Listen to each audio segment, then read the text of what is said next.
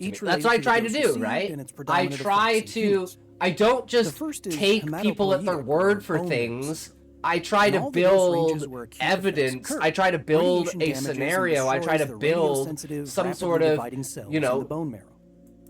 Since this is where red blood reality cells around it come without from, actually just taking someone's hematopoietic word for syndrome it. is a potentially Like, yeah, sure, I'll take your word for it, but I'm going gonna to do the research, white blood right? cells, That's why I say, anemia, if I ever increased risk of say infection, something and excessive and I bleeding. don't provide an The second example, syndrome, occurring after I'm doses that already can be bullshitting deadly, you. is Because if I know gastrointestinal. what I'm talking about, Radiation has I will killed and or disrupted always cells in the provide gut, an example. leading to nausea, vomiting, and diarrhea. There's not As something we as pretty as highlighted in Kyle a Hill would be previous willing to story, do something without his vomiting within an face. hour after It's true, exposure Sataran, I usually means agree. multi-organ failure and death. Like, is likely to follow. no! Give us your face! Few But you know what we people in can history have do? ever fallen into the category of the third syndrome. Well, I mean, he's got all these graphics neurovascular. up, and I understand the B-roll This only thing. occurs in cases Do you think where people would ever whole-body say that about doses me? doom the That victim. I should record videos with my Direct face, damage and to they're like, blood why doesn't this vessels guy and the use his central nervous face? system. Confusion. Maybe I seizures, should start brain doing that. Maybe the coma, next video, followed guys, I within should just hours do or my days face. by death. Robert Just Peabody show my face. was one of those men, Reading the story. as was Cecil Kelly. The three men in 3, the back-to-back 2, irradiator 1, accidents go. endured estimated whole-body doses of between 5 and 20 grays, and were treated for gastrointestinal and hematopoietic syndromes. The treatments were heroic, but ultimately unsuccessful. The three men say who I'm a stood prophet, within you arm's prove length of me a wrong. Cobalt-60 irradiator in San Salvador had vastly different outcomes that varied according to small You changes never in wrong distance long and enough, time. your face will be wanted. Worker C was in and out of hospitals and put on medical leave for 199 days. Sounds He fair. eventually returned to work with a limp. Worker B was transferred to a larger hospital in Mexico City. Ugh. His so left brutal. leg was amputated on day 161. This is after quotes from exposure. the Oppie movie. His right leg was amputated Oh, on from day Oppenheimer? 202. Worker A, the most irradiated, had extensive radiation burns on his legs, feet, and hands, and continued vomiting and diarrhea had cut his body weight by 20%. On day 132 after the incident, his right leg was amputated. Back in San Salvador on day 191, he contracted pneumonia, but his limbs were too damaged to insert a catheter. At some time during this period, his lung was pierced when a catheter was placed in his neck, and he died at 7 a.m. on day 197, Damn, that's brutal. 6.5 months after exposure. I just fucking want you to kill me. An IAEA expert who directed the treatments of patients after Chernobyl 3 years before was supposed to supervise his treatment. But You know worker how A bad a died gamma ray the explosion. day before he arrived. Exo. The operator in Israel in exopation 1990 is. knew something was terribly wrong. He called his radiation safety officer. Isn't gamma the worst officer because arrived, it has the most turned on his fast own monitor, and affecting walked into on the irradiation biological room. entities? Because Just it breaks steps down the inside walls door, of he cells? found radiation Name the rates most famous 5 man to get killed million by the times Demon Core. higher than background. He turned around and locked the door. The No, 'cause I'm operator died terrible at 36 names, days Sataran. later, after intensive medical I'm care. so bad at The names. IAEA's I could not tell reconstruction you. of the accident in Belarus suggested that the operator had only spent about 90 seconds in the irradiation. I know the story, but I But don't know after the 113 the days guy's name. and dozens of drugs, like the and guy who treatments, made the Demon Core, like the very first intensively one, animating didn't measures were realize what it necessary, was, what he had but done by radiating it.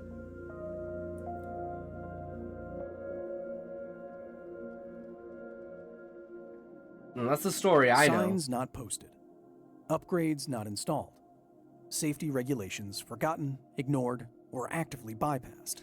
Famous The was common using a refrain in every single screwdriver one of to these adjust accidents it. is human error, rather than inherent danger. And Even let in the it case close. of Chernobyl, and a clearly problematic RBMK reactor design, And what then it led went to the disaster was an ill-advised test in the middle of the night, circumvented safety. like limits, radiation government yes spike, right? The plant itself was surprisingly resilient, despite the catastrophe that followed. It's almost never mentioned Pause. that Chernobyl continued to produce power in some capacity for 14 years. Nuclear technology and the regulations that govern it are robust. Better for a world-changing technology's regulations to be tedious than to be non-existent. Irradiators sound dangerous. I know, but in he's done- reality, Kyle they are Hill no has more done a thing dangerous on than multiple any of the other Demon piece of Cores. industrial equipment that's not made to play nice with living things. While these stories are sensational, These are the I most need to remind you famous that they Kyle are Hill exceptional, video period. not Yeah, typical. I'm pretty sure I've watched Between those the Trinity videos. explosion and the I year just don't 2000, remember. There were 417 radiation accidents that led to significant overexposure of at least one person. Of these 3,000 overexposed persons, there were 127 Yeah, fatalities. and then it Spread emits across 57 radiation. years, this is a fatality rate It's a of about massive spike 2 in per immediate year. radiation. As a And it's comparison, basically this is the undetectable. number of fatal work injuries in just the United States in just 1 year, 2023. Notice that the data starts at around 200 per year.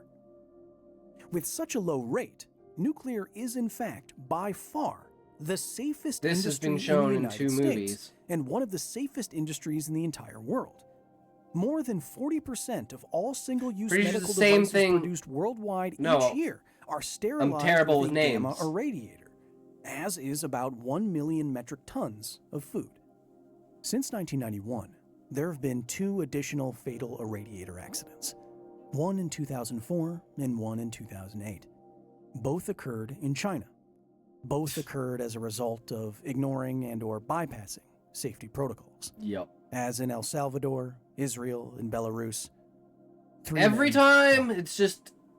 Every time, Until people are like, next nah, we don't need to worry about it. Jackson Curtis?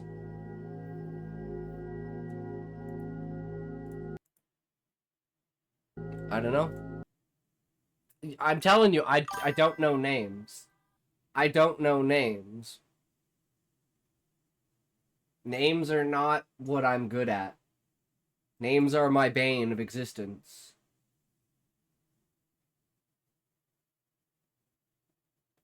Well, the other thing we're going to do is we got another video lined up for today. Look him up. You will know him.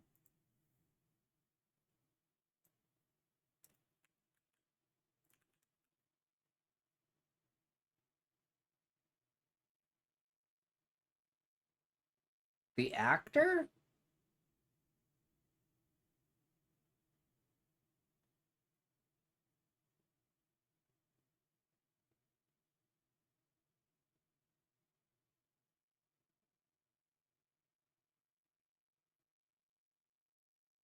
Or is this like something else?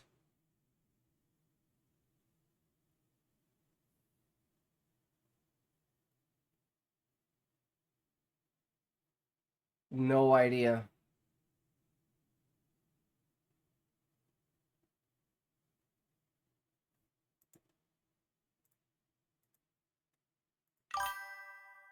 Descent. Not him, the white guy. I know this actor. Right?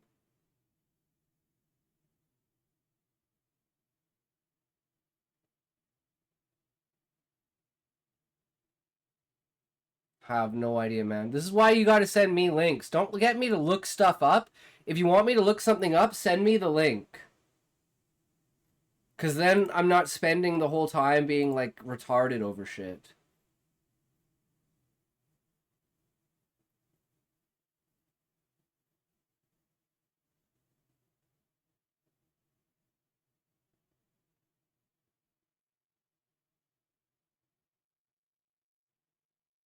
When you're looking at the right thing, you just don't know him, which is fine. I'm just old. I guess so.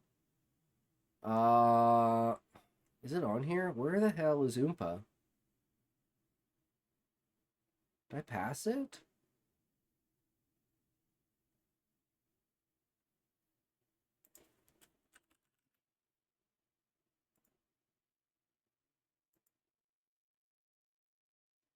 British Royals Rabbit Hole. Are you ready? On the 30th of October 2025, something unprecedented happened in British history. This is about, like, Prince Andrew. On the 30th of October 2025, something unprecedented happened in British history. It is, as I say, full-scale disgrace. A British prince ceased to exist, not through death, but through disgrace. Prince Andrew, a man you've probably seen before, was So did you watch the completely video erased, Anton did about stripped Dark of Matter every being title, maybe every honor, detected? and his name itself Hasn't he taken done a away. couple of Now those? he's just Andrew Mountbatten Windsor, a private citizen. A private citizen that became such due to a 91% disapproval rating, which is the lowest in royal history. and the Like royal this month? history. There's some of it. I mean, I've watched like that is 5 or 10 unbelievable. videos But this of month, course, so maybe Prince I've watched Andrew it. is not the first in the royal family to have fallen, and if patterns hold, he will not be the last. And sometimes it feels good to watch the mighty fall. True.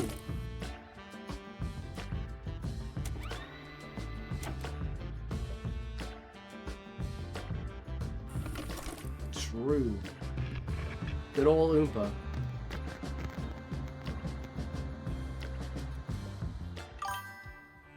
Commented like The 40 British royal times on that family has video endured comments. You could centuries do a of bad controversy English since series the alone English on my and Scottish comments. crowns were united in It sounds like you're pretty 1603 active in under the King comment James section there. I.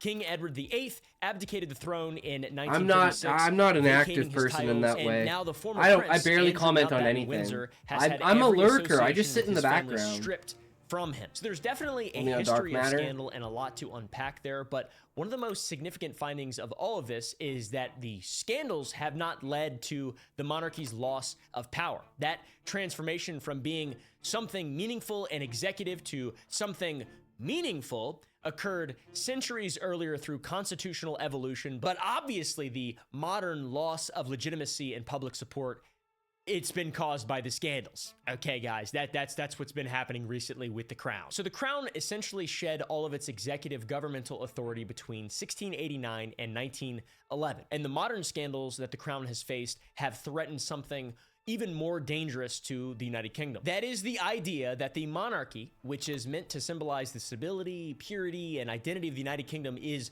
losing the faith of the people that justify its continued existence. Go True. save the queen! Hey, bud, how about no thanks? She died, I think. For the first time, 18 to 24-year-olds have expressed more support for an elected head of state at 42% compared to the monarchy, now at 41%, which is a shift from the 81% for the monarchy among the 65 and up demographic. So old people love the monarchy for some reason. I don't understand it. I don't get it at all. I'm Indoctrination. American, so I don't understand a lot of stuff in the world. Please press the like button and feel bad for me. The National Center for Social Research True. Center, spelled incorrectly, found that over 25% of people in Britain believe that the monarchy was not important, and over 15% believe that it should be abolished entirely, which is, I agree with that. That's awesome. Younger people are increasingly less likely to support the monarchy, highlighting that the crown faces an unprecedented generational cliff. How about a generational fall off? Smoking that royalty pack. Am I right, fellow Gen Zs? That was not a Nazi salute, by the way. That was me just kind of getting down a little bit. Okay, just so you're aware. For the first time in British history, children are being raised by parents who are at the very least divided, if not actively hostile towards the monarchy. And Yep. I tell you what, this dumbass has made it a whole hell of a lot worse. He's the Arnuki beast of the royal family right there. There's an Arnuki beast. That's a real Arnuki beast, by the way. I got it from the Scooby-Doo Spooky Island set. I didn't. I lied. I'm full of shit. Prince Andrew's long and storied association with convicted sex offender and suicided evil guy Jeffrey Epstein represents probably the most serious crises the monarchy has faced in nearly 100 years. And there has been some massive crises. And to be clear, it wasn't just Andrew's association that was damaging to the reputation of the monarchy. It was the family's slow reluctance to respond to serious allegations exposing their failure to understand how fucking normal people think, okay, about Yeah, they don't care evil about normal people, freak that's why. elites. Normal people don't like it very much. Just in case you weren't aware. Andy met Epstein in 1999 through Ghislaine Maxwell, though accounts vary on whether they'd known each other since the early 90s. There's reports of both. Flight logs show Andy traveled on Epstein's private jet in the year 2000, and photographs place them together at Mar-a-Lago, which we all know who owns that place. Most damagingly, Epstein and Maxwell attended a party at Windsor Castle in June of 2000, celebrating 4 royal birthdays hosted by Queen Elizabeth II herself, which is evidence that the financier had penetrated the innermost royal circle. And the relationship continued even after Epstein's 2008 conviction for soliciting a minor for prostitution. Andrew visited Epstein's Manhattan mansion in December of 2010 and was photographed walking with him in Central Park. It seems like they went on a little date. Andrew later described this visiting as a convenient place to stay. I'm just trying to work this out because you said you went to break up the relationship and yet you stayed at that New York mansion several days. I'm wondering how long. But I was doing a number of other things while I was there. But you were staying at the house of a convicted sex offender. Well, yeah, but it was a convenient place to break off the stay. friendship in person because of his What a fucking tendency joke. to be You could too literally stay anywhere. You're a It fucking was prince. Definitely the wrong thing to do. But at the time, I felt it was the honourable and right thing to do. What? That is the most ironically, satirically royal thing I've ever heard in my entire life, guys. It wouldn't be honorable if I wouldn't break up the relationship with my amorphous, jelly, pedophile friend, Jeffrey Epstein, Jeffrey Financier.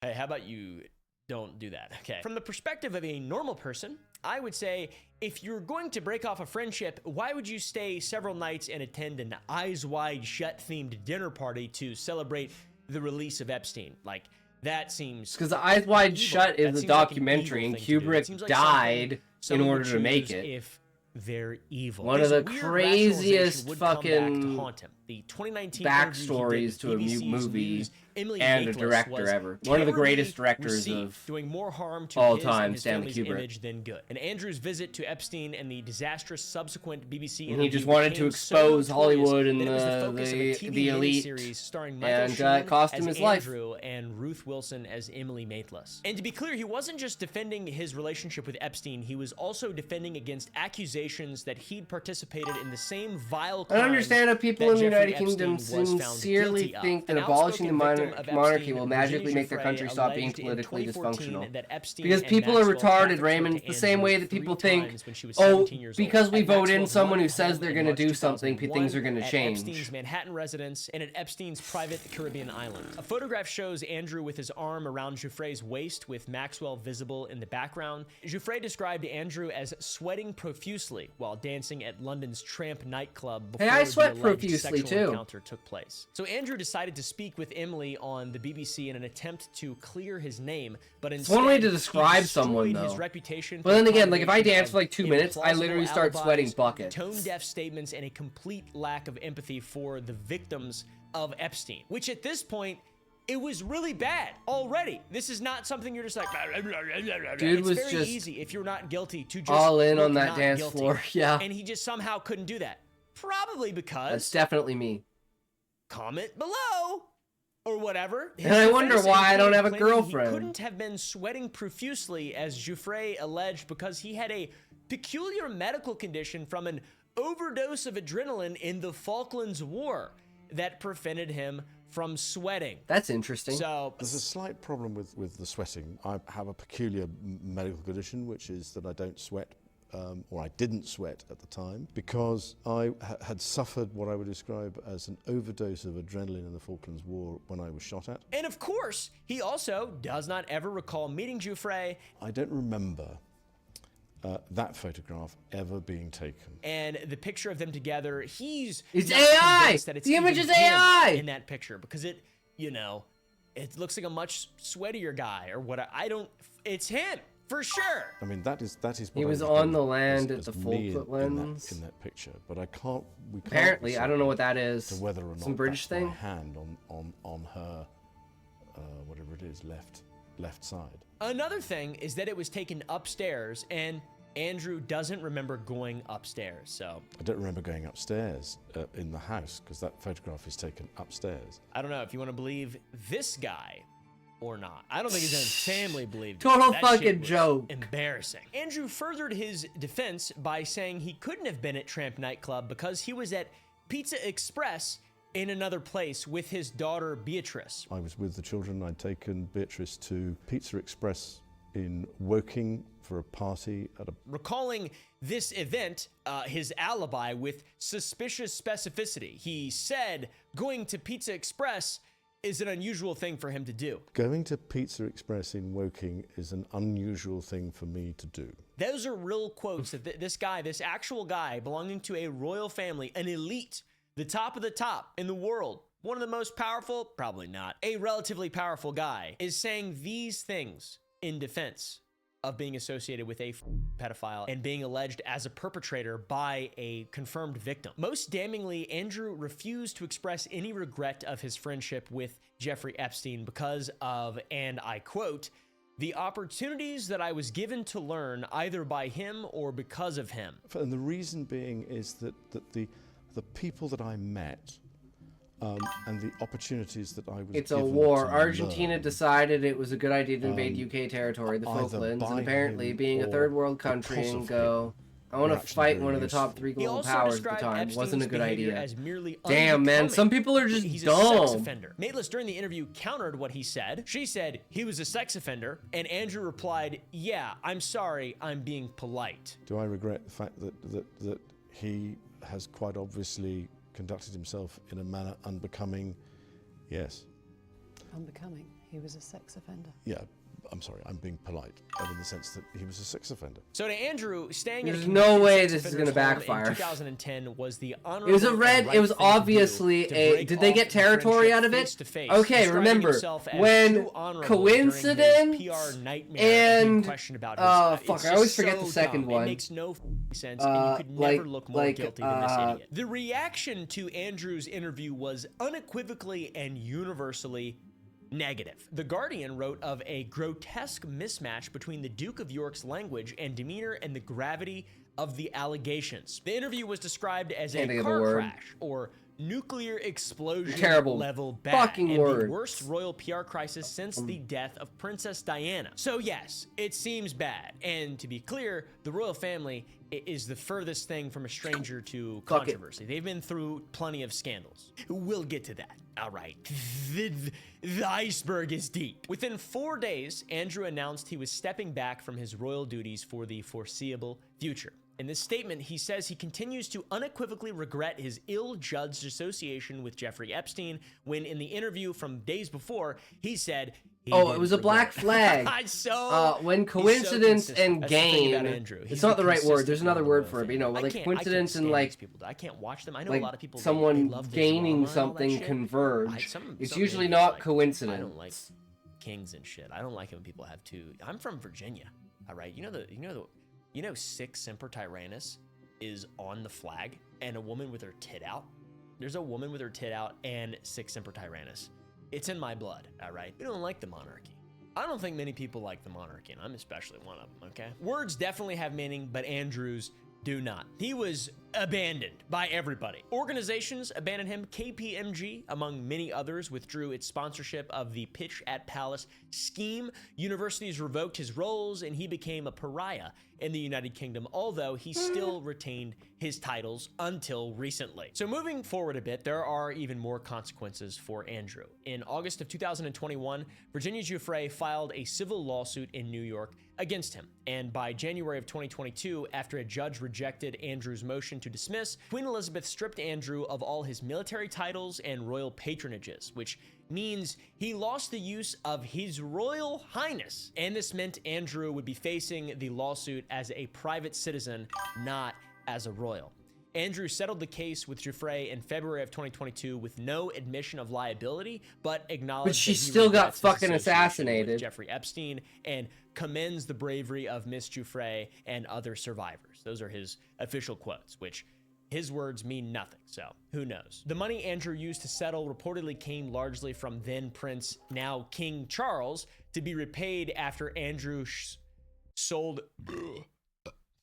his Swiss chalet. These words I'm saying are things I've never thought I'd ever say. Skipping Ooh, the forward lady? again, the Yeah, final Virginia blow comes Giuffre. in October 2025 when King Charles III formally strips Andrew of all remaining titles. Hit following by the a bus posthumous and then committed publication of suicide in the Giuffre's hospital? memoirs. He committed I suicide don't think so. earlier this year. Andrew is now known as Andrew Mountbatten Windsor. He is no longer a prince. He was evicted from the Royal Lodge. His annual $1.3 million allowance ended, and he faces 7-figure annual security costs with only a $20,000 Navy pension as declared income. Damn. So, that guy, You I got guess. fucked. A YouGov poll also showed 91% of Britons hold negative reviews of Prince Andrew.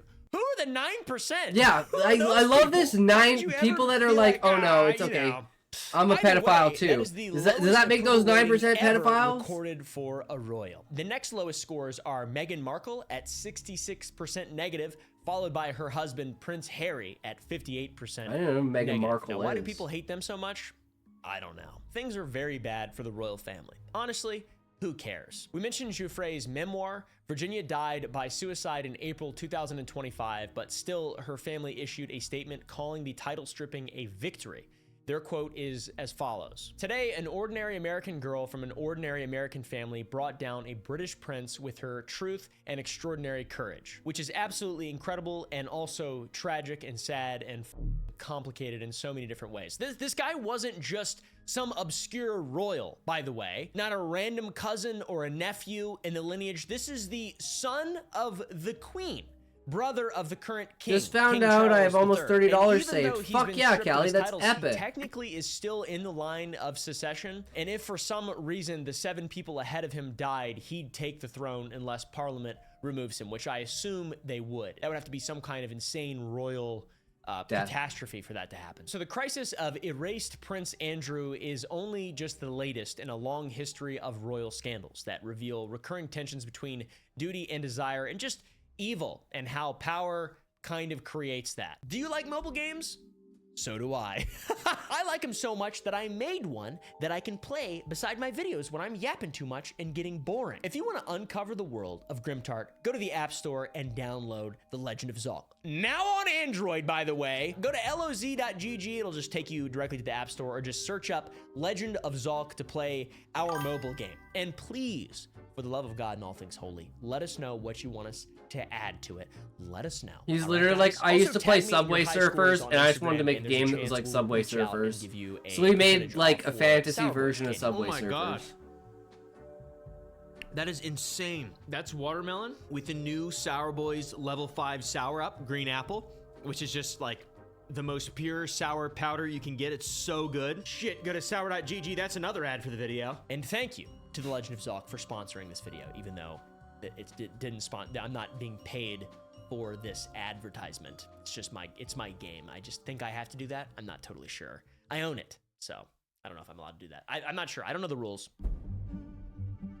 It seems the blueprint for royal decline was truly established back in 1936 with King Edward VIII. This Edward had the shortest reign of any monarch since the Act of Union in 1707, when England and Scotland formally united. He to said form 8, but United the Kingdom. With a reign of only the subtitles 327 said days, 7. Edward's shockingly short rule ended when Edward chose love over duty. Edward had found love, but in a form that was controversial to the government, Was he the gay? church, and the public. Was he during the gay? time. Wallace Simpson, a twice divorced American woman, was not viewed Damn. as a suitable match for a king, but the nature of how the relationship began was also controversial. The relationship between Edward and Wallace arose from an affair, as Wallace of course. was still married to her husband when these things began, a fellow by the name of Ernest Isn't that the Simpson. entirety It was a of big deal history? at the time, but not the massive one that it would become, since the relationship had begun years earlier when Edward was only a prince. The family, of course, disapproved of the married mistress, but it wasn't like Edward was the king, so who cares? Then comes the death of King George V, Edward's father, and then Edward is now to be king. By the King, a proclamation declaring His Majesty's pleasure touching his royal coronation and the solemnity thereon. The affair between Edward and Wallace wasn't reported in the United Kingdom, but it was widely covered in American and European newspapers. And even when Wallace was to divorce Ernest to marry Edward, the match was still unthinkable for a king. As head of the church, it was forbidden to marry a divorced woman whose previous husband still lived. That's some biblical shit. Edward had even proposed a morganatic marriage in early December, often called a left-handed marriage, which is basically, you get married to someone of a way lower status than you, and they don't get anything. They don't get any rights, ranks, or property. But even this offer was rejected by the prime minister at the time. So the king was forced to choose between the crown and love, and he chose love. So rather than creating a constitutional crisis, on December the 11th, King Edward VIII broadcast a speech to the nation on the radio announcing his decision to vacate the throne. He shared his desire to be transparent and the weight of his decision. So Edward's brother, George VI, became king, and Edward lived in exile. So the new King George made the old King Edward, the Duke of Windsor, though he and his new wife would live primarily in France and travel around Europe, including traveling to Nazi Germany in 1937, where Damn. he and his wife Look at had been Hitler. invited and honored. With that even smile on meeting his with Adolf face. Hitler. While in Germany, Wallace was treated like royalty. She had never I experienced see that in the you. United Kingdom, and even though the trip had upset American and Jewish organizations, Edward still wrote to Hitler after the fact to thank him. He said, "To the Führer, the Duchess of Windsor and I would like to thank you sincerely. Our trip through Germany has made a great impression on us. Many thanks to you for the wonderful times that you have with us as Obel Salzburg." So you might say, well, this isn't such a big deal. This is, pre-World War II. We're not really sure what's going on behind enemy lines. The Nazis, maybe he's just schmoozing it up, and maybe Hitler really likes him. He's treating him really nice, and they're all just kind of, doing their weird shit over there in Germany or whatever. But Edward and his wife's relationship with the Nazi regime would continue, eventually even seemingly implicating Edward as a traitor. Officially, Edward accepted a position as a liaison officer with the French following the outbreak of World War II, given his residence in the country, but still, his friendly history with Hitler and his regime was not forgotten. When France fell to Germany in 1940, Edward and his wife fled to Spain, which was then Portugal, though it was the Nazis who arranged safe passage for Edward and Wallace from their residence to Spain and then Portugal. While in Portugal, they visited and stayed at the mansion of Ricardo Espirito Santo, a banker who allegedly dealt in stolen goods and acted as a banker to the Nazis. I don't know why I said allegedly. He's probably not going to sue me, I don't think. He's dead, I'm sure. They had at least 12 servants attending to them in their suite before Winston Churchill appointed him governor of the Bahamas in an effort to distance him from Europe and the Nazis. He was just like, kind of great friends with them, it seemed. The reasoning behind this, and it makes total sense, is that the Nazis had wanted Edward, the former king of the United Kingdom, to join their cause and cut all ties with the royal family, speak out against Churchill, and so on and so forth. And then, if the Germans won World War II, they would install him as the king of the United Kingdom if it had ever been subjugated. But some high-level vassal stuff. The official report is that Edward and Wallace had narrowly escaped a Nazi SS team that was sent to seize them before they set sail from Lisbon to go do that shit in the Bahamas. And many theorize that Edward would have been quite willing to accomplish the Nazis in British rule, which it makes sense. I mean, he got shit on massively by Parliament, the people of Britain, and so on and so forth. And historians that support this theory point to several pieces of evidence that point towards a more secretive alliance between the exiled former king and those who had welcomed him as the royalty he had been in Nazi Germany. In 1939, only months before the war broke out, he made a public address that the BBC had refused to broadcast, in which he urged the British to do everything in their power to come to terms with Nazi Germany. So if you follow that with his supposedly Nazi-arranged safe passage to Spain, then Portugal, where he stayed with the Nazi banker, the pattern starts to really take shape and it starts to make sense. But what is seen as quite damning is the discovery of the Marburg Files. The Marburg Files were Nazi correspondence captured by American soldiers, which were reviewed at Marburg Castle. And 60 pages of the files contained information and communications between the Duke of York, Edward, and the Nazis. One such page was a top secret cable from the German ambassador in Lisbon, where Edward and his wife had been staying with the banker who had Nazi connections to Berlin, which stated, "The Duke of Windsor is convinced that if he had remained on the throne, war would have been avoided, and he characterizes himself as a firm supporter of a peaceful arrangement with Germany. The Duke definitely believes that continued severe bombing would make England ready for peace." So not only does Edward state that had he been on the throne, the two nations would not be at war, he basically says, keep bombing the shit out of them and then they will surrender. That's crazy. Those are his people, by the way. And in mid-September 1940, German Luftwaffe pilots bombed Buckingham Palace. Also part of the files were details surrounding Operation Willy, which was the Nazi scheme to kidnap and install Edward as the puppet king in Britain, since he'd been a favorable ally, especially when compared to George VI, his dastardly brother, who hated the Nazis or whatever. This seems to reveal that Edward was so bitter about his essentially forced removal from the throne to be with the woman that he loved that he was willing to throw his lot in with Nazi Germany if it could potentially see him reinstated as king. But maybe he changed his mind. I have no idea, guys. It's funny because this one starts off as like, oh, it's love. You know, he's putting love in front of his duty as a British guy or whatever the fuck. And like, that's kind of interesting. It's kind of Disney movie-esque. Fucking traitor. A few years goes by and it's like, oh, he's you know what I really missed that power and shit. You know, maybe You know, you a lot of planned dead the whole British people time. because of him. So, for a decade after the war ended, the story was buried thanks to collusion between British and American governments. But these files were published in 1957 and subsequently denied by Edward. He called them complete fabrications, and the Queen's office put out an official statement. The statement was, the Duke was subjected to heavy pressure from many quarters to stay in Trying to remember Europe, the name where of the Germans Prince of hoped that he Spain would who was exert influence against suspected the of policy being of His gay and Majesty's exiled in government. His part Royal because of Highness that. never Oh, wavered in that his loyalty sucks. to the British cause. The German records are necessarily a much tainted Was he source. actually The gay? only firm evidence which they provide is of what the Germans were trying to do in the matter and of how completely they failed to do it. So all that being said, Edward resigned from his post in 1945 after the war ended and never took up residence in the UK again. In fact, Edward and his wife were never formally invited by the royal family to any official public ceremony all the way until 1967 during the unveiling of a plaque dedicated to Queen Mary, Edward's mother. So this scandal, if you could call it that, stemmed from a relationship that the crown deemed inappropriate. Many of these scandals stem from relationships that are deemed inappropriate.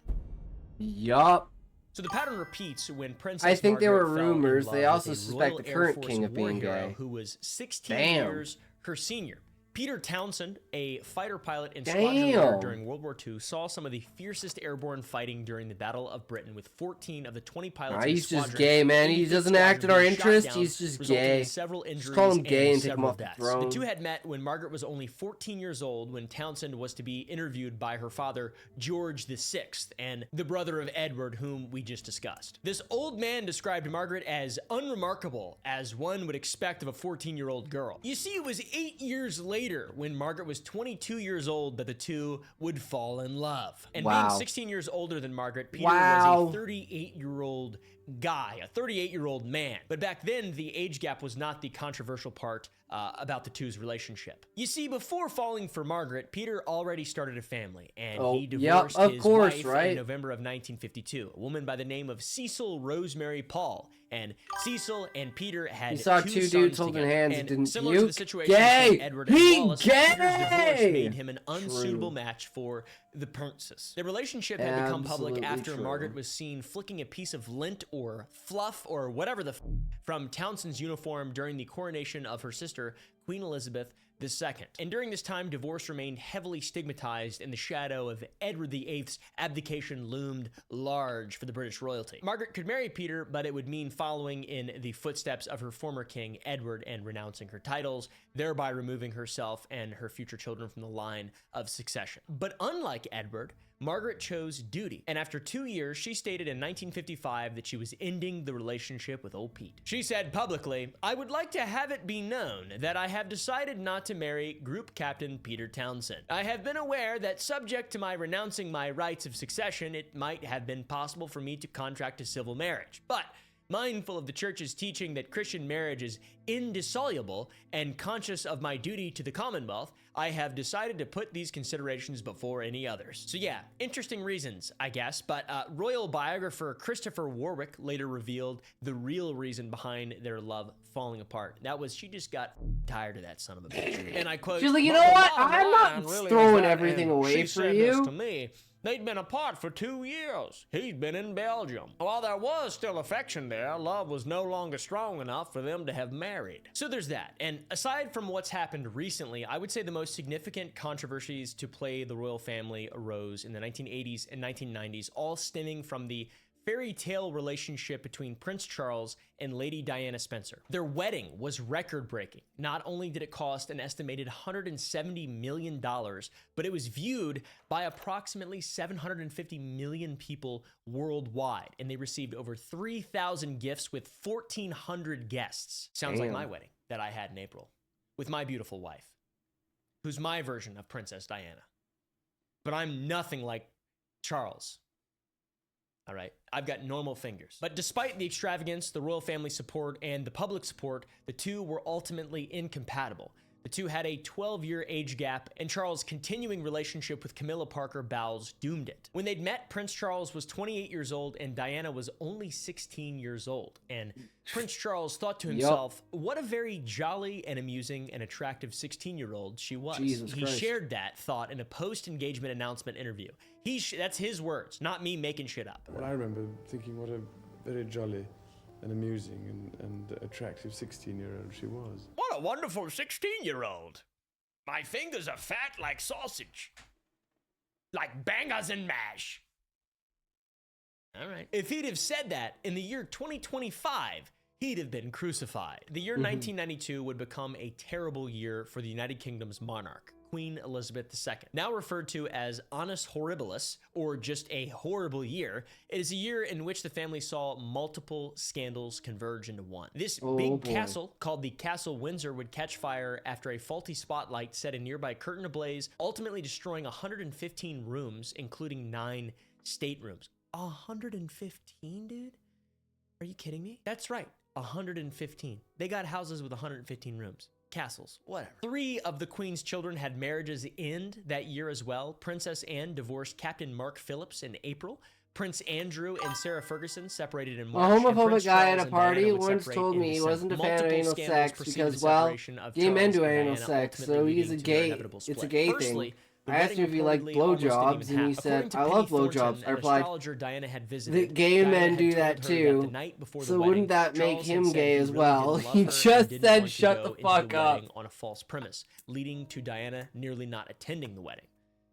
Obviously. Oh, friend and so personal good. astrologer, Penny Thornton, That's so revealed the good. claim, saying it was one of the most shocking things Diana Logic. had told her. Of course, You they logicked went through him with out it, of his but it logic, was not a Raymond. I happy love union. it. Charles became deeply insecure once he realized that Diana was becoming known as the People's Princess and that she was far more popular than he was. He's kind of a bitch.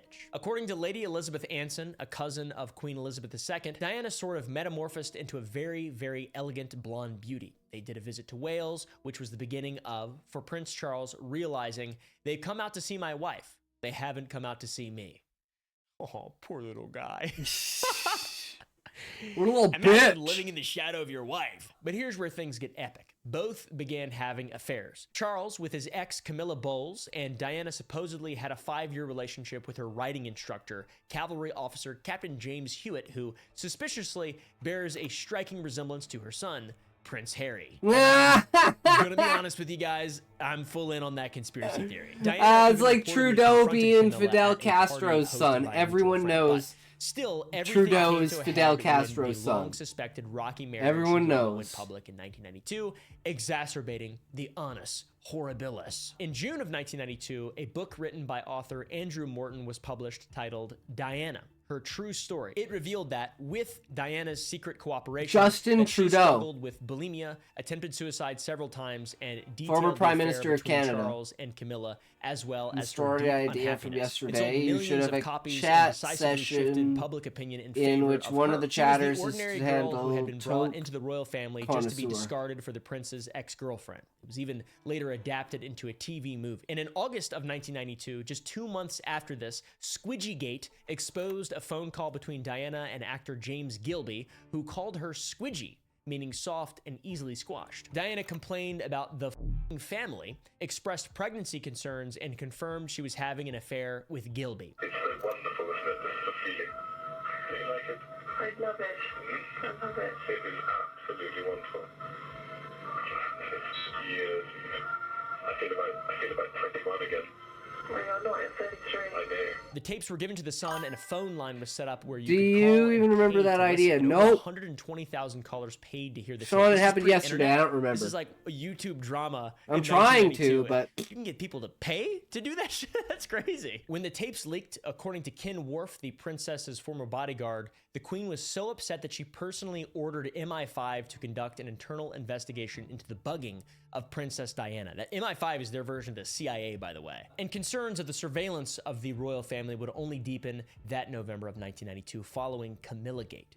Squidgygate was a leak of a phone call involving Diana. It would only be right that a phone call involving Charles also gets leaked. Camillagate, also known as Tampongate, was a call between Charles and his The ex-mistress, fuck, the Justin Camilla Trudeau Bowles. Fidel Castro The transcript of conspiracy the theory has a 1989 Wikipedia call page? Oh, exposed the it's affair in true. shocking Raymond, detail, as the way Raymond, they it's spoke to each true. other would Like, in no way there's have happened so if they'd known much, the call was like, being monitored. like his It's mom really was a weird fucking that this is hoe. a thing that's There's just like publicly hundreds of available, and I feel pictures of kind his of mom bad with reading it, Fidel. I'm going to There's like pictures of his mom Here like are some making brief out with excerpts from the Fidel. call. Camilla, Like, you're they're awfully good feeling your way along. she spent like Charles, oh, stop. the I want to entirety feel of my her way pregnancy along in all over Cuba. you and up and down you. And in Like, and out. I'm pretty sure there's pictures of Charles, Fidel Castro Charles, holding fucking particularly in and out. Justin Camilla, Trudeau. oh, that's Like, just there's what I so need much at the moment. fucked up Charles, shit that I goes with fill it. up It's your like, tank. and the fact that they look Yes, so you much do. alike and everything. Charles, oh There's no God, legit I'll just live superpowers, inside your trousers but they aren't or any. something. There It aren't would be any much super easier. villains. Camilla, So we can't have the life what he are you saw in going his to comics. turn His mother was into? A abducted pair by of aliens knickers? and made him Charles and superpowered Camilla because reportedly were it would made lead to the aware of a tape weakening recording of the that planet's never defenses. He believed manages it to would save see the the world light of barely day. at the cost of his own That life. changed Oh, on November right. Now I 13th, remember, Sean. 1992, when the scandal Says that went they went to live. Cuba It after he definitively was confirmed born. Charles' adultery and devastated his reputation. It raised red flags about the dignity of Charles and the But royal like she had family as a traveled whole, there, and this was like the family that was supposed to be the shining example of honor like and duty for to people 10 in the United years. Kingdom, whatever the symbolism nonsense. And like she had You been see, it's with kind of Fidel unclear to me, before but she the got monarch with for the United Kingdom is the head of the church. Justin's and father. throughout What the the fuck is Bible, his I don't know if name? you've read the Bible, but Christians are told to honor their wives, and divorce is bad. Divorce is pretty bad, it seems. I've read. And here is the heir to the throne being exposed for doing anything but honoring his wife. The Does he have relationship brothers? That didn't would be survive the funny. scandal, and in December 1992, Diana and Charles I'm pretty separated sure he's and an only divorced later child. in 1996. Diana received $17 million, but the loss of They all her look title, more like her Fidel. royal highness. Kind of a good trade-off, if you ask me. Then tragically, the next year, on August 31st, 1997, It's a Diana rabbit hole, died in though. a It's pretty Paris fucking tunnel when funny, her though. driver, Henry Paul, I believe it. who was 3 times over the legal alcohol limit, crashed the car while fleeing paparazzi. She was only 36 years old, and while the country mourned the death of the people's princess, the royal family just remained coldly silent. The royal family had been staying at Balmoral Castle in Scotland when Diana died in the accident. Her sons were staying there as well. And the majority Looks of the kinda family like Tom chose to stay Cruise. at Balmoral rather than return to Yeah, I London, could see which that. sparked public backlash. The jawline? The perceived coldness towards the people's princess threatened the monarchy's standing as people demanded the queen show us you care. It was an entire movement. It was only when Queen Elizabeth returned to London and made a televised address praising Diana that public outrage began to subside. I admired and respected her for her energy and commitment to others, and especially for her devotion to her 2 boys. An estimated 2.5 billion people worldwide tuned in to watch the funeral held for Diana. And everyone The still tragedy thinks that forced the Diana monarchy to was modernize and show more assassinated emotion publicly because of something to do television and people with wanting to tune in. 2.5 billion aliens. people, by the way, is almost half of the world's population in 1997. Just so you're aware. And of course, she Charles, was- the she current was king, like now in an 2025, icon would go on to marry for the his world, ex-mistress right? that he Like, had. could you during imagine his a marriage to timeline where He Diana married became Camilla, queen? his ex-mistress, in Look 2005. at the queen So from since back then, he's then. been She able to looks like live my out his grandma. dream of being her tampon. And believe it or not, the wedding between Charles and Camilla was also controversial, considering that Camilla, like many of the other previous controversies, still had a living ex-husband. To be fair, the stigma surrounding divorce had diminished largely by 2005, but still existed, and it resulted in the queen not attending the civil service where they exchanged their vows. So Charles and Camilla's wedding in 2005 wasn't the only controversy that the royal family faced. Prince Harry, son of Diana and Charles, would land them in the crosshairs of people opposed to the monarchy when he attended a costume party dressed in a Nazi uniform. Oh, it's a just costume days before party. Holocaust Memorial Day. There was a lot of outrage during this. The outrage was not restricted to just the United Kingdom. In fact, 25 European countries began laying an outright ban of Nazi imagery and symbols in the wake of the scandal. To be fair, I don't think he was following in the footsteps of his great-granduncle Edward with this choice. It was just a stupid Yeah, he was just being a stupid decision. I mean, kid. it is pretty dumb to be like a royal, you know, and wear that. It's kind of dumb to do that in any way. Guys, I'm a Buddhist. Is especially dumb. So he apologized profusely, and there are actually a few. Like me, I know I'm a South Park his ghost. whole Nazi thing. Freaking KKK His outfit. granduncle both married American women. They both eventually renounced their titles, and maybe they're both Nazis. I'm not totally sure. On January 8th, 2020, Harry and Meghan Markle, which is Harry's American bride, announced via Instagram their intention to step back as senior members of the royal family. They did so without consulting the Queen, Charles, or William. The announcement came as a complete surprise to the family and sparked intense media coverage. The Sandringham Summit followed this on January 13th, where the royal family met to discuss the decision made by Harry and Meghan. Ultimate decision was that Harry and Meghan would not use the titles Royal Highness and would not represent the Queen officially and would repay $2.4 million in taxpayer money spent on Frogmore Cottage renovations. Wow. That shit is so funny to me. Are you... It's funny to Frankie, too.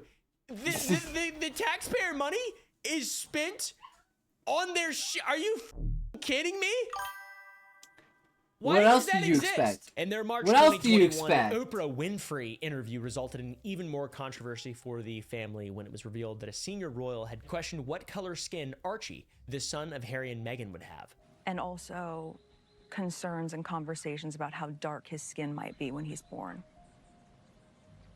What? It implicated racial discrimination from the family, though Harry's brother, Prince William, responded by saying, "We're very much not a racist family, so I believe him." And can you just let me know, is the royal family a racist family, sir? No, we're very much not a racist family. Harry's January 2023 memoir, Spare, became the fastest-selling non-fiction book since UK book record-keeping began, revealing details of a physical altercation with William and criticism of Camilla as dangerous and drug use admissions. So they seem to be at odds, to be honest. The relationship between Harry and the rest of the family is completely fractured, and their popularity in the UK has plummeted. They're like American. They're Yankees, basically, at this point. There is a noticeable trend that we have seen here. Each generation of royals since record-keeping began, not really, they all repeat the same story. Forbidden love, public scandal, desperate insistence that they still matter. We're the royals. Please, we'll pay back the taxpayer money. Willingly, I guess.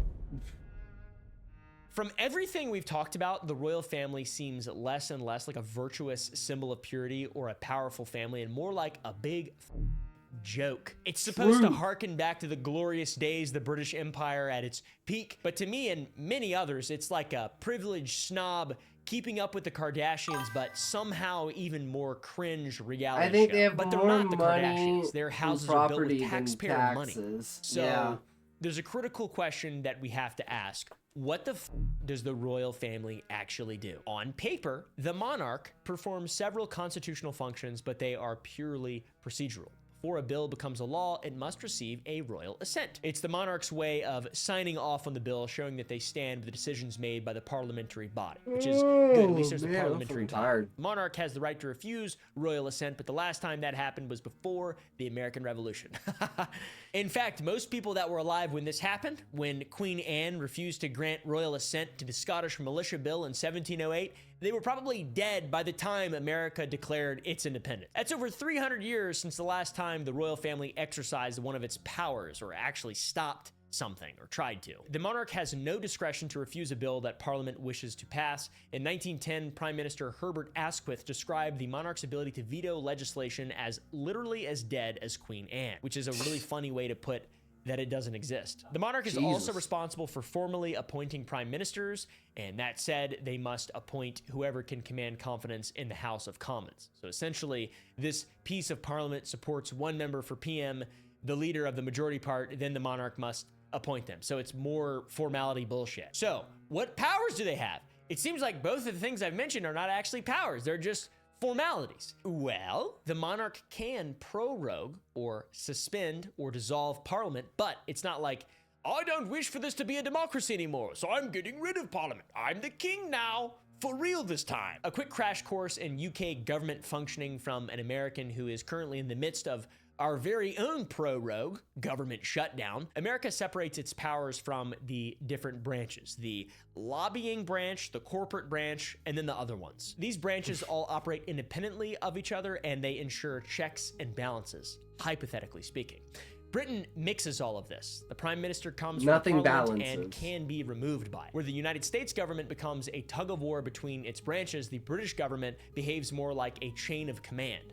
Voters elect a parliament, parliament forms the government, and the prime minister, the leader of the majority party, leads the parliament. American presidents can't be fired. They can be impeached and removed that way, or they can be replaced in the next election. Now, obviously, if they're impeached, they have to commit a crime, abuse their power, or be a felon maybe, or something along those lines, or if there's misconduct. The Prime Minister of Britain could be removed tomorrow with a single successful vote of no confidence from the parliamentary body. Parliament can also be dissolved, but that's not even really comparable to a government shutdown like in the US. This is a regular occurrence that happens in the UK, usually before a general election. Whenever Parliament is dissolved, all 650 members lose their seats, leaving them all vacant, including the Prime Ministers, which are then filled through the democratic vote. The monarch is the one who dissolves the Parliament, King but can take only the do Prime so at the Minister request out. of Parliament. And the same applies to the prorogation of Parliament, the suspension of Parliament. So it's more of a ceremonial role. It sounds cool. It's hard work for a monarch doing all this ceremonial bullshit that shouldn't exist, and they're rich.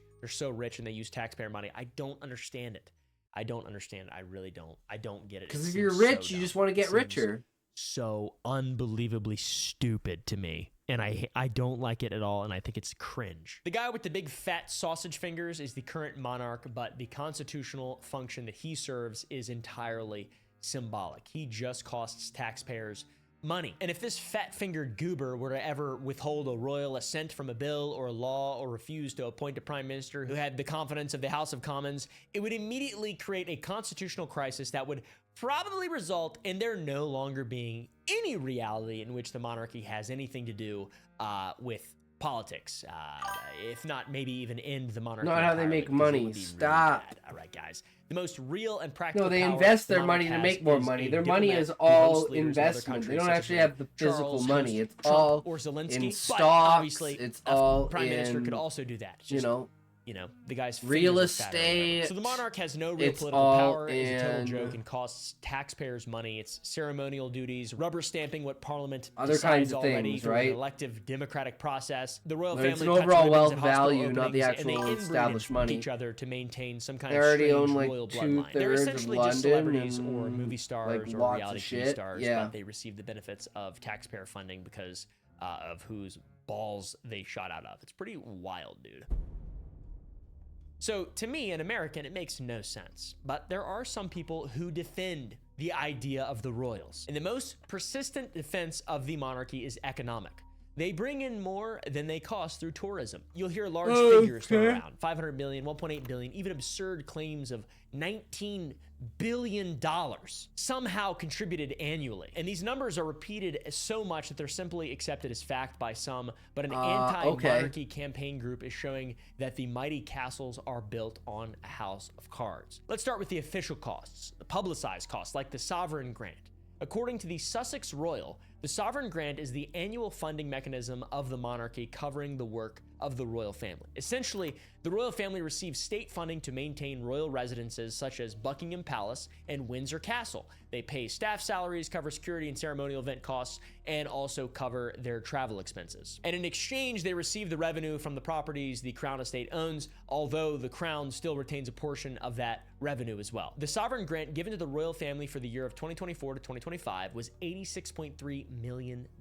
And for the year of 2025 to 2026, it's been raised by 53% to $132 million.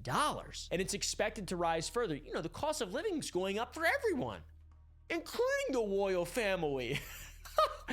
$100 million, dude. For reference, in 2012, when the sovereign grant was introduced, the grant amount was only $31 million. Tax goes to the palaces because those are, apart from where they live, monuments and heritage, like the House of Washington or the White House. The state funds that they receive. While yeah, I can inflation definitely in the UK rose 40 to 50% definitely see that over that same period. So I don't know. That's the official cost. I don't know what the maintenance costs on forensic old buildings are, accountant right? Like a lot of actually those castles are like pinch the pennies hundreds and of years counted old, the beans right? Or whatever the actual cost could be far higher and far more sinister. The Republic, an anti-monarchy group, has attempted to uncover the actual numbers, and their analysis found that the true annual cost to UK taxpayers could be about $510 million. That number comes from the security costs for 2 dozen homes, profits from the duchies of Lancaster and Cornwall, which should be public revenue, costs to local councils, transportation costs from routine use of helicopters. We're probably gonna have an jets, early Royal stream Air Force today, jets, guys. I'm unpaid super taxes, tired, and I got a lost meeting in the opportunity costs, morning since for the many of D&D thing. properties could generate far more revenue if We they gotta were get fully up open to the public. early. Plus, all the ceremonies are state funded. The coronation of King Charles III alone cost $72 million. $21 million of that was just for police security. Remember, Prince Harry and Meghan spent $2.4 million in taxpayer money on Frogmore Cottage renovations, which they only agreed to pay back after they wanted to be Americans, I guess. Then there's Prince William and Kate Middleton's wedding, $34 million, with $33 million of that being the estimated cost for security. It's the same thing with Prince Harry and Meghan Markle and their wedding. $43 million of their $45 million wedding was like snipers and police and shit, drones and bombs. Now for the tourism claims, the frequently cited 500 million pound figure from Visit Britain. The Republic filed a Freedom of Information request and discovered Visit Britain's own research department told their press office they had no evidence the economy would benefit from royal events. That 500 million figure is also highly deceptive. It's the product of adding up the revenues from all ticketed attractions that have ever had a remote connection to the royal family over the fucking centuries. That includes the Tower of London, where the royals haven't lived for centuries. Hampton Court Palace, also sometimes vacant royals for pay for centuries. stuff, other and they historic would sites that pay would for exist more with like or without a universities living that the monarchy that costs rebels, tens of millions of liberals, dollars to the taxpayers. whatever was the Even people if who that $500 take million figure were power from legitimate, it them would still didn't be take all that and insignificant, put it into especially new if the estimated state cost of maintaining the royal just family to then is even sell close to it being or accurate. It something. seems like bullshit. The tourism industry in the UK earned $127 billion in 2019, with $20 billion being from heritage tourism. That means that the royal family's contribution, even if it were that inflated $500 million number, it would still only be 0.3 of the total tourism industry, or 2% of the heritage tourism, and 0.01% of the total economy. Embarrassing! And now I'm about to shout out the French, which is even more embarrassing for me. But the French comparison is devastating. The Palace of Versailles, located in a republic without a reigning monarch, attracted 8.4 million visitors in 2023, and that is 3 times more than all UK royal palaces combined, which managed just 2.75 million visitors in 2023 to 2024. Buckingham Palace, still occupied and therefore only open about 12 weeks per year, received just 646,000 visitors in 2024. Windsor Castle, the most popular royal residence, doesn't even crack the top 20 on the UK's most visited attractions list. Those stones out there get more people than big old rocks. Hate like to break the it to you Royal fools, Spanish but the tourists aren't coming to College see the royals. in, They're coming to see the historic beauty and the buildings that are there. Bologna, and all that would still Italy exist if the monarchy were founded gone. by Graham the Smith, Spanish the chief crown. executive They for pay for Republic, that. the anti-monarchy group we've been talking about, believes that the rising anti-establishment That mindset with sounds younger like generations they're will doing a ultimately good job spearhead then. the undoing Spanish of the crown monarchy, sounds and like we they're doing a will good continue to job. see support If for they're figures funding their like own this fall over education time, which, system. you know, that support will go to YouTubers and influencers online who are the modern monarchy. All right, guys, we need your support. Now I need taxpayer money. Just kidding. It is just entertainment, and it has been for a very long time. As an American, I feel like the monarchy would just be better off gone. All right, guys, I don't really give a fuck about it. You know, I don't think it does any good.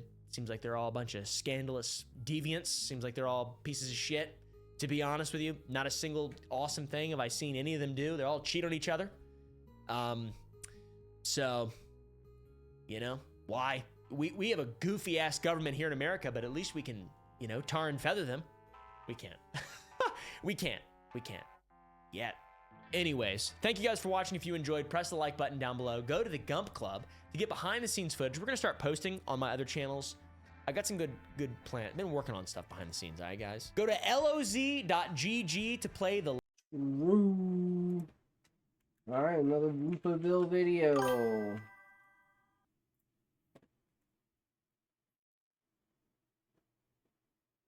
That's the only thing they have left to pay for, because we can't have the kings paying for this shit. The new state should do it. Also, fuck the church. We own that now. Yup.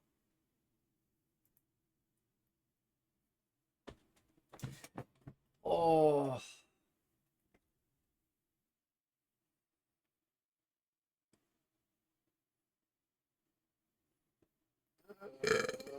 Ugh.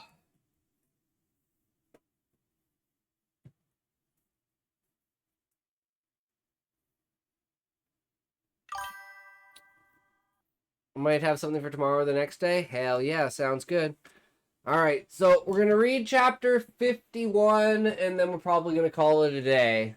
Alright?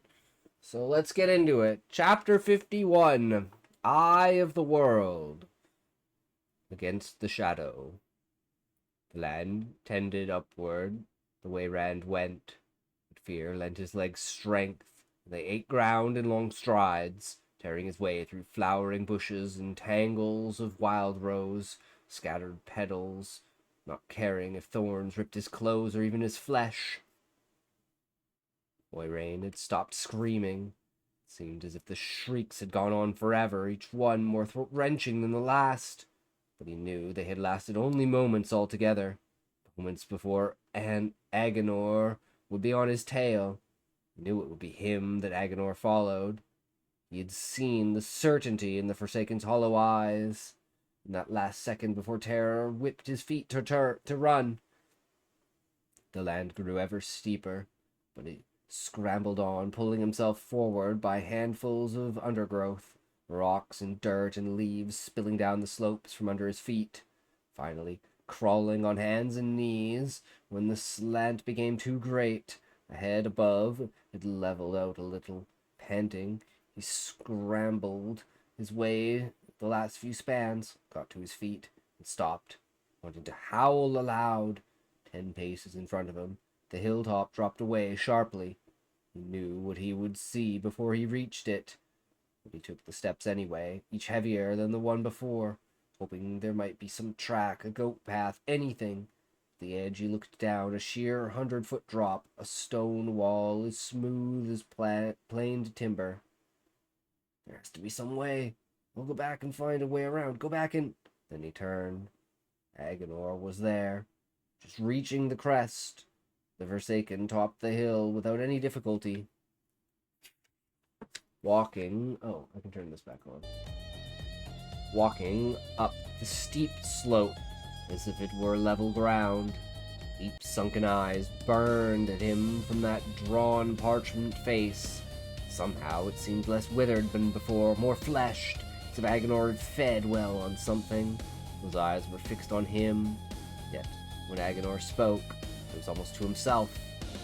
Balsamon will give rewards beyond mortal dreaming for the one who brings you to Shell Goal.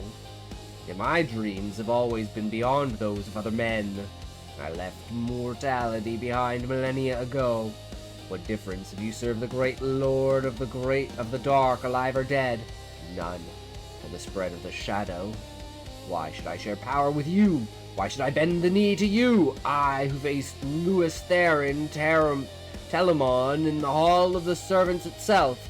I who threw my might against the Lord of the Morning and met him stroke for stroke. I think not. Rand's mouth dried like dust. His tongue felt as shriveled as Agenor. The edge of the precipice grated under his heels, stone falling away.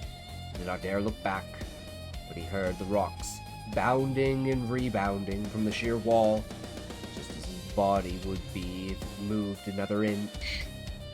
It was the first he knew that he had been backed up, away from the Forsaken. His skin crawled until he thought he must see it writhing if he looked. If he could only take his eyes off the Forsaken. There has to be some way to get away from him, some way to escape. There has to be some way. Suddenly he felt something, saw it, though he knew it was not there to see. A glowing rope ran off from Agenor behind him, white like sunlight seen through the purest cloud. Heavier than a blacksmith's arm, lighter than air, connected the Forsaken to something distant beyond knowing, something within the touch of Rand's hand. The rope pulsed, and with every throb, Agenor grew stronger, more fully fleshed, a man as tall and strong as himself, a man harder than the warder, more deadly than the blight. Yet beside that shining cord, the Forsaken seemed almost not to exist. The cord was all. It hummed, it sang, it called Rand's soul. One bright finger strand lifted away, drifted, touched him, and he gasped. Light filled him, and heat, and should have burned, yet only, what are we reading? Eye of the World! Wheel of Time. We're on chapter 51. We're about 50 pages from the end of the book. This is the final showdown between Rand, the main character, and the main, Forsaken bad guy that they're fighting right now, like the puppet of the Dark One, who just I'm guessing killed Moiraine, who's the Aes Sedai, which is a witch who was protecting. We already do the writing? Well, Book, if you haven't been around, I haven't actually written on stream in probably a month and a half. I've been actually doing all of my writing off stream because I haven't had time on stream in order to write. Because we've been doing shorter, only 6-hour streams. Because of the amount of people we've been beta reading, plus reading this, plus doing the reacts, that's usually a 7.5-hour day. So I'm like, ooh, yeah, I'm done. But I can write off stream. I would rather read on stream, especially if it's other people. And, like, I don't read off stream. I don't have the will to do it. So I have the will to write off stream, so I just do that instead, you know? Plus I have to do all the video editing, plus I have to do all the audio, so it's like, it's a lot easier to write off stream, because then I can write and make the video at the same time. And then it's like, I'm not obligated with anything on stream to, like, entertain while I'm trying to get that done. So that's just kind of the direction that we've gone. But, you know, if, like, there's no one here that wants to beta read, if we have no beta reading, if I have time, like, we haven't done drawing or art in, like, 3 weeks. Actually, maybe more. Just the way that it is, you know? Sometimes you win, sometimes you make it, sometimes you don't. And at the end of the day, it doesn't really matter to me what I do on stream. As long as I'm producing YouTube videos, that's all that matters. We're up to 1.4K YouTube videos, and we're still super behind. Super behind! Because we haven't done highlight reels or clips or anything for like 2.5 months. Because I'm focusing more on spending my time on YouTube and focusing on the stories channels and expanding those than doing anything else. That's been my main focus.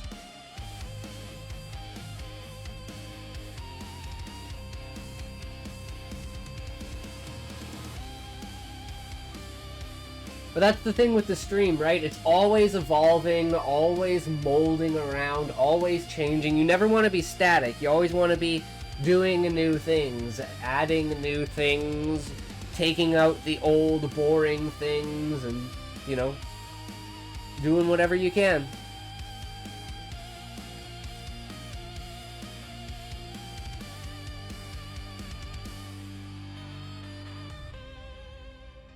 Light filled him, and heat that should have burned, yet only warmed as if it took the chill of the grave from his bones. Strand thickened. I have to get away. No! Agonor shouted. You shall not have it! It is mine! Rand did not move, and neither did the Forsaken. Yet they fought as surely as if they grappled in the dust. Sweat beaded on Agonor's face. No longer withered, no longer old. That of a strong man in his prime. Rand pulsed with the beating in the cord. Guess what I have? Another idea! Again! Lol. Nice! Hell yeah! Write it down, flesh it out, get it going. That's what it's all about. Judge your ideas not by the volume nor quantity, but by your ability to enact them onto the page. Start with the easy, and then work your way up. You will always have 1,000 more ideas than you could ever write.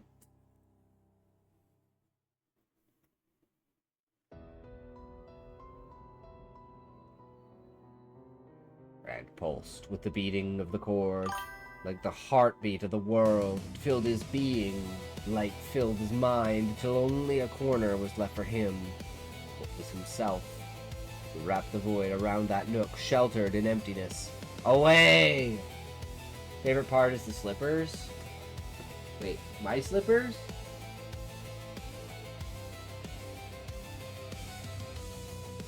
Or your slippers? Are they inspired by my slippers? Oh, sippers. Not slippers. Oh, I see. Damn it! Sippers. What are they, like vampires?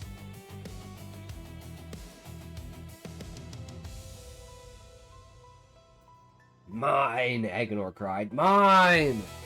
Warmth built in Rand, the warmth of the sun, the radiance of the sun, bursting, the awful radiance of light, away! Kind of, but magic, not blood. Ooh, cool. Mine. Flame shot from Agenor's mouth, broke through his eyes like spears of fire, and he screamed, away! And Rand was no longer on the hilltop. Quivered with the light that suffused him, his mind would not work. Light and heat blinded it. And like vampires, they have to sip magic or they age and die. Ah, so it's like that's their vitality. Nice. So then they have the incentive to do it. But they steal it from other people. Maybe there's an imbalance that it creates because of this. The more that they sip and destroy magic, the more it's like destroying reality itself. It's like they consume and convert it, but it's like sucking magic out of the world. And eventually it'll get to a point where magic doesn't exist and then they'll just all die anyways. That's just where my mind goes with that. The light in the midst of void, the light blinded his mind, stunned him in awe. He stood in the broad mountain pass, surrounded by jagged black peaks like the teeth of the Dark One. It was real. He was here. He felt the rocks under his boots, icy breeze on his face. Battle surrounded him, with a tail end of battle. Armored men on armored horses, shining steel, dusty now. Slashed and stabbed, and snarling Trollocs wielding spiked axes and scythe-like swords. Some men fought afoot, their horses down, and barded horses galloped through the fight with empty saddles. Fades moved among them all. Night, black cloaks hanging still, however their dark mounts galloped. No, so most are law-abiding citizens relying on magic donations and guard duty. But every few decades, a rogue sipper becomes a serial killer. Ooh. Is it going to be about the serial killer, or is it going to be about the detective trying to find the serial killer? And wherever the light-eating sword swung, men died. Sound beat at Rand, beat at him, and bounced from the strangeness that had him by the throat. The clash of steel against steel, the panting and grunting of men and Trollocs striving, the screams of men and Trollocs dying. Over the din, banners waved in dust-filled air, the Black Hawk of Fal Dara, the White Hart of Shanair, others, and Trolloc banners. In just a little space around him, he saw the horned skull of Duval, the blood-red trident of the Cobal, the iron fist of the Daimon. Yet it was indeed the tail end of battle, a pausing, as humans and Trollocs alike fell back to regroup. None seemed to notice Rand as they paid a few last strokes and broke away, galloping or running in a stagger at the ends of the pass. It's the best part. It's about neither. It's about a low magic world that has a wave of magic that kills tech and allows magic as it ebbs and flows. And it just sippers just happen to be a part of that world. Rand found himself facing the end of the pass where the humans were reforming, pennants stirring beneath... Nice, cool. Pennants stirring beneath gleaming lance points. Wounded men wavering on their saddles, riderless horses rearing and galloping. Plainly they could not stand another meeting, yet just as plainly as readying themselves for one final charge. Some of them saw him now. Men stood in the stirrups to point at him. Their shouts came to him as tiny piping. Staggering, he turned. The forces of the Dark One filled the other end of the pass, bristling black pikes and spear points swelling up onto mountain slopes made blacker still by the great mass of Trollocs that dwarfed the army of Shinar. Fades in hundreds rose across the front of the horde, and the fierce muzzled faces of Trollocs turning away in fear as they passed, huge bodies pulling back to make way. Overhead, Drakgar wheeled on leathery pinions, shrieks challenging the wind. Half men saw him now, too, pointed. and Drakkar spun and dove, 2, 3, 6 of them, crying, shrilling as they plummeted toward him. He stared at them. Heat filled him. The burning heat of the touched sun. He could see the Drakkar clearly, soulless eyes in pain, pale men's faces on winged bodies that had nothing of humanity about them. Terrible heat, crackling heat. From the clear sky, lightning came, each bolt crisp and sharp, searing his eyes, each bolt striking a winged black shape. Hunting cries became shrieks of death, and charred forms fell to leave the sky clean again. The heat, the terrible heat of the light, fell to his knees. He thought he could hear his tears sizzling on his cheeks. No!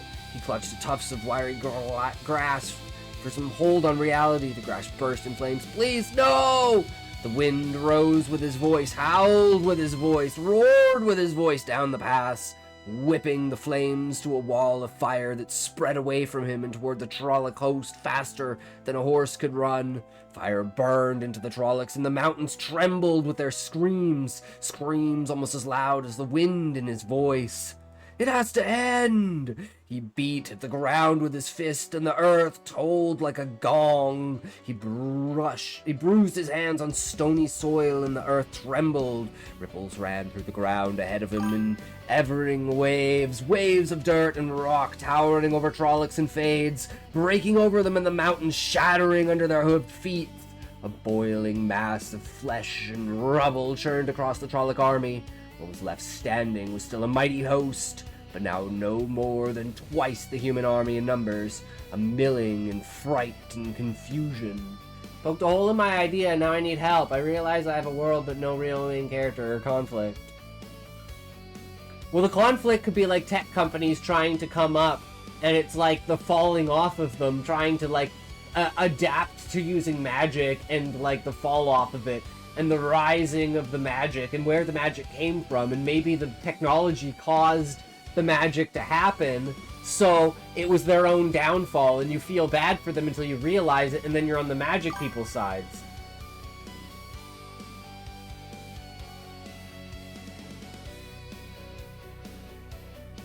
Or some up-and-coming street urchin doing like magic tricks, finally finding out that it's actual magic that they're doing, and add like a kind of essence of the prestige to it, with like this, there's magic but there's like also magicians, so it's kind of like this mix between practical magic and entertainment magic.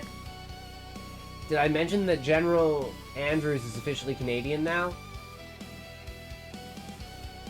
Wait, what are you talking about, Sean? Do you mean former Prince Andrew?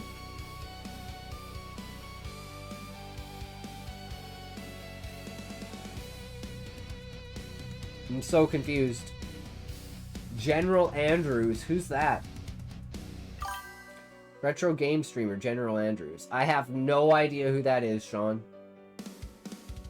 I don't watch streamers.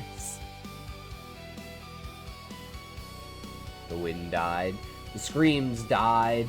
The earth was still. Dust and smoke swirled back down the pass to surround him. The light blind you! Balls them on! This has to end! It is not here. I thought you did. He's in my top 5. No, I have no idea. I don't watch anyone. And I don't know how you mean officially Canadian. Like, did he marry a Canadian woman like Artosis did? It was not Rand's thought, making his skull vibrate. I will take no part! Only the chosen one can do what must be done, if he will. Where? Did not want to say it, but he could not stop himself. Where? The haze surrounded him parted, leaving a dome of clear, clean air 10 spans high, while the billowing smoke and dust. Steps rose before him, each standing alone and unsupported, stretching up into the murk that obscured the sun. Not here. Through the mist, as from the far end of the earth, came a cry. The light wills it! The ground rumbled with a thunder of hooves as the forces of mankind launched their last charge. Within the void, his mind knew a moment of panic. The charging horsemen could not see him in the dust. Their charge would trample right over him, the greater part of him ignoring the shaking ground as the petty thing beneath concern. dull anger driving his feet, he mounted the first steps.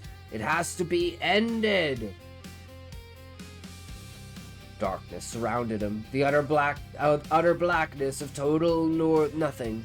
The steps were still there, hanging in the black under his feet and ahead. When he looked back, those behind were gone, faded away to nothing, into the nothingness around him. But the cord was yet there, stretching behind him, the glowing line, dwelling and vanishing into the distance. It was not so thick as before, but it still pulsed, pumping energy into him, pumping life, filling him with the light. He climbed. It seemed forever that he climbed, forever and minutes. Time stood still in nothingness. Time ran faster. He climbed until suddenly a door stood before him, its surface rough and spiraled and old. A door well remembered. He touched it, and it burst into fragments. While they still fell, he stepped through, bits of shattered wood falling from his shoulders. The chamber, too, was as he remembered. The mad, straighting sky beyond the balcony, the melted walls, the polished table, the terrible fireplace with its roaring, heatless flames.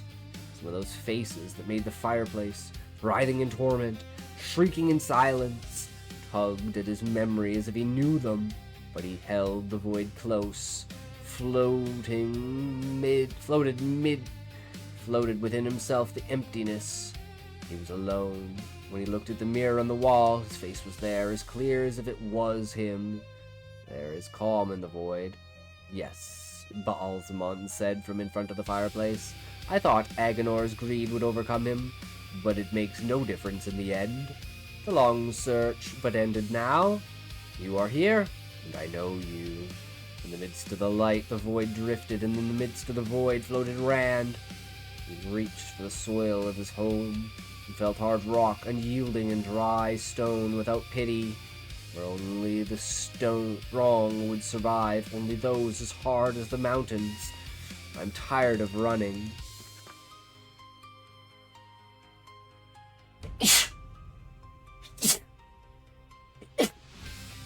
Oh, Scoozy.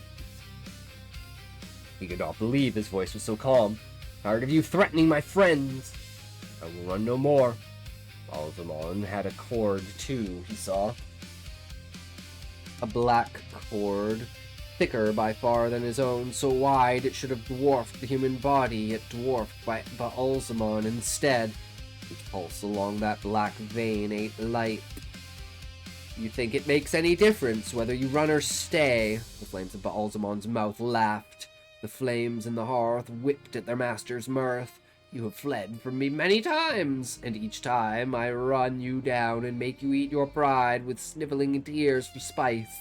Many times you've stood and fought, and groveled in your defeat, begging mercy. You have this choice, worm, and this choice only. Kneel at my feet and serve me well, and I will give you power above thrones.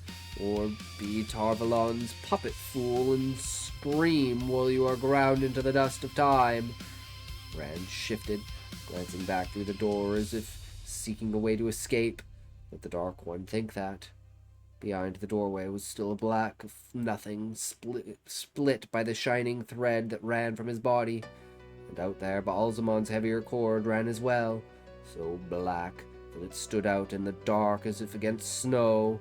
The two cords beat like heart veins and counter time against each other, the light barely resisting the waves of dark.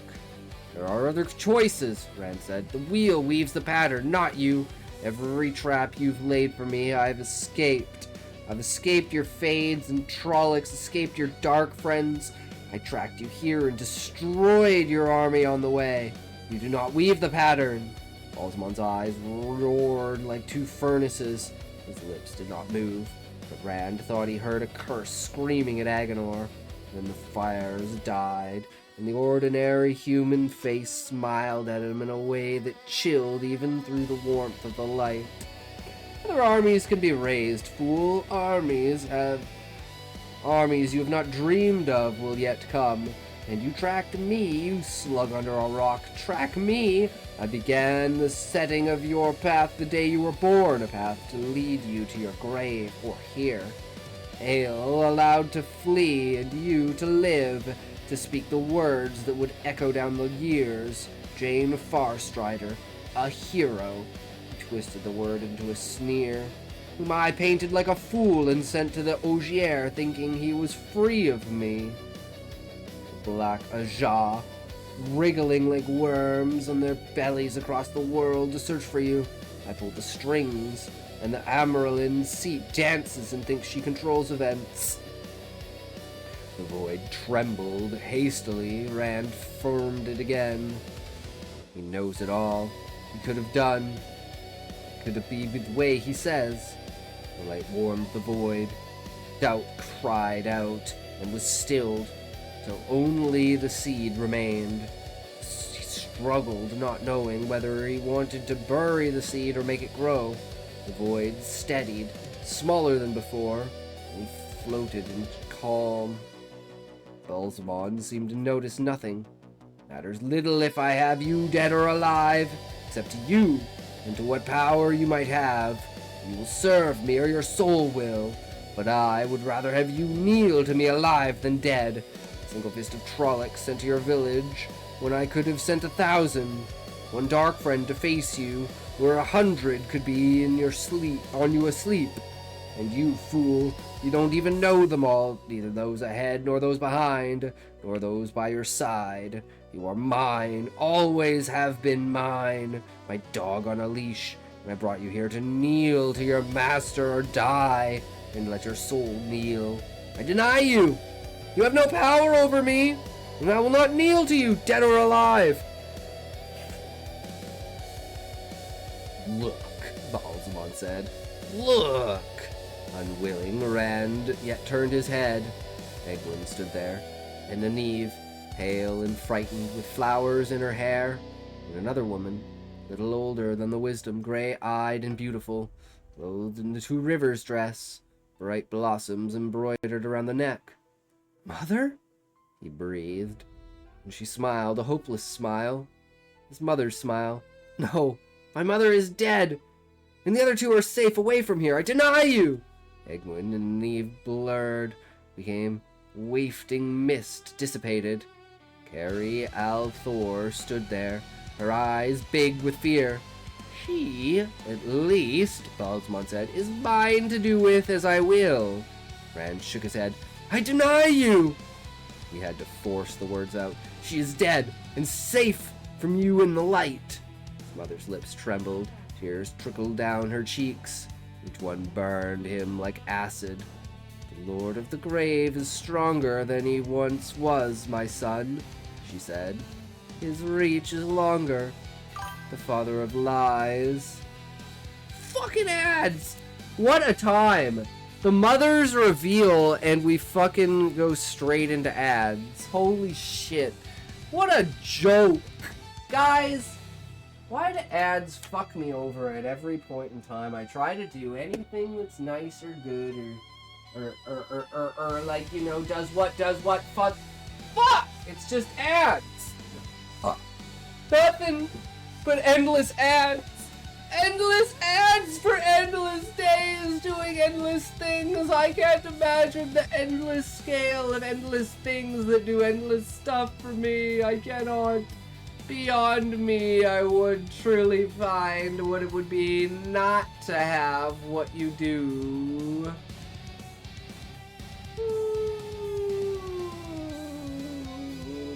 I denounce the end! I say no more!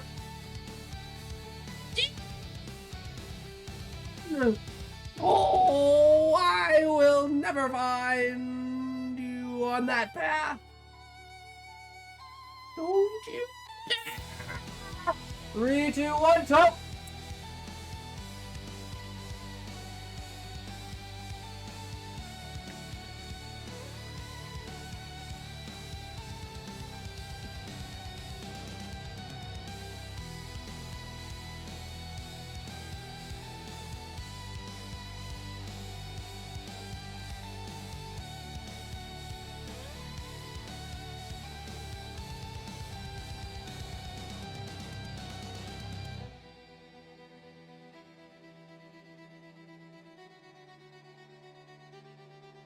The Lord of the Grave is stronger than he once was, my son, she said. His reach is longer. Father of Lies has a honeyed tongue for unwary souls, my son. My only darling son. I would spare you if I could, but he is my master now. His whim, the law of my existence. I can but obey him and grovel for his favor. Only you can set me free. Please, my son, please help me. Help me. Help me, please. The wail ripped out of her as bare-faced fades, pale and eyeless, closed around. Her clothes ripped away in their bloodless hands. Hands that wielded pincers and clamps and things that stung and burned and whipped against her naked flesh. Her scream would not end. Rand's scream echoed hers. The void boiled in his mind. His sword was in his hand, not the heron-marked blade, but the blade, a blade of light, a blade of light. A blade of the light. Even as he raised it, a fiery white bolt shot from the point. As the blade itself has reached out, touched the nearest fade, blinding incandescence filled the chamber, shining through the half-men like a candle through paper, burning through them, blinding his eyes to the scene. From the midst of the brilliance, he heard a whisper, "Thank you, my son, the light, the blessed light." The flash faded, and he was alone in the chamber with Baalzamon. Baalzamon's eyes burned like the pit of doom, but he shied back from the sword as if he truly were the light itself. "Fool, you will destroy yourself. You cannot wield it, so not yet. Not until I teach you."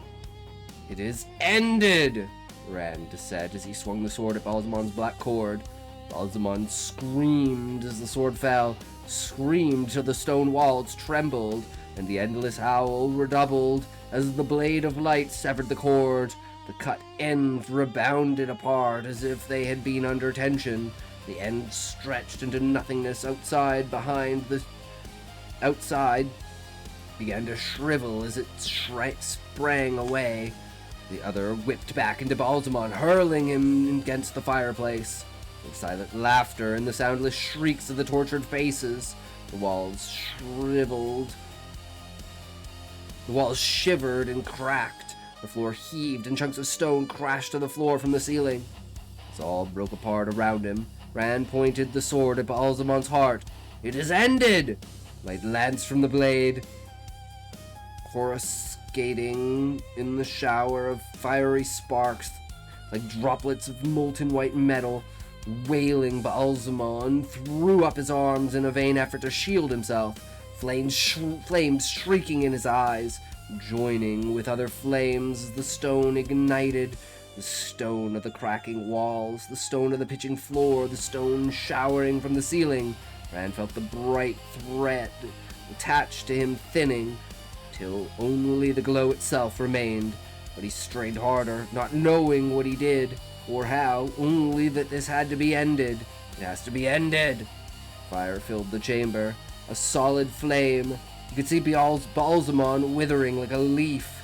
Hear him howling, feel the shrieks grating on his bones. The flame became pure white light, brighter than the sun. Then the last flicker of the thread was gone, and he was falling through endless black in Baalzamon's fading howl. Something struck him with tremendous force, turning him to jelly, and the jelly shook and screamed from the fire raging inside. The hungry, cold burning without end.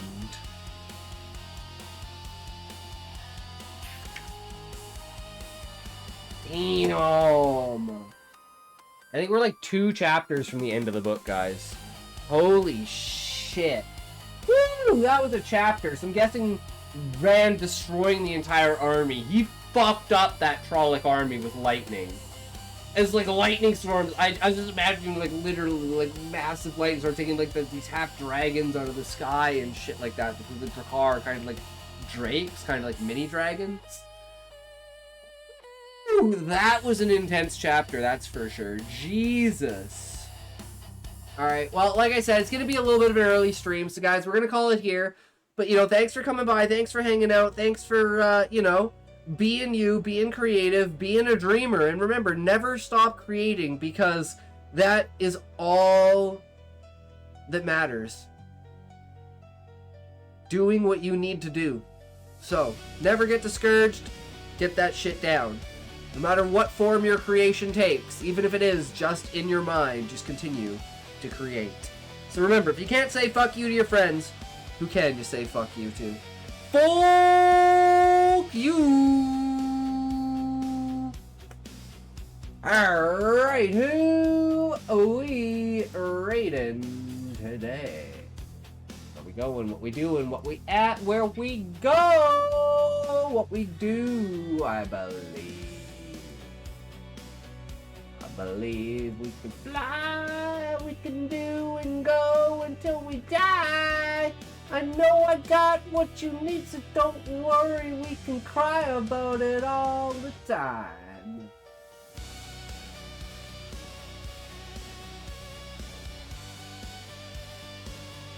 Well, found one for you guys. Alright, we'll see you on the other side. Fuck you. Have a good one.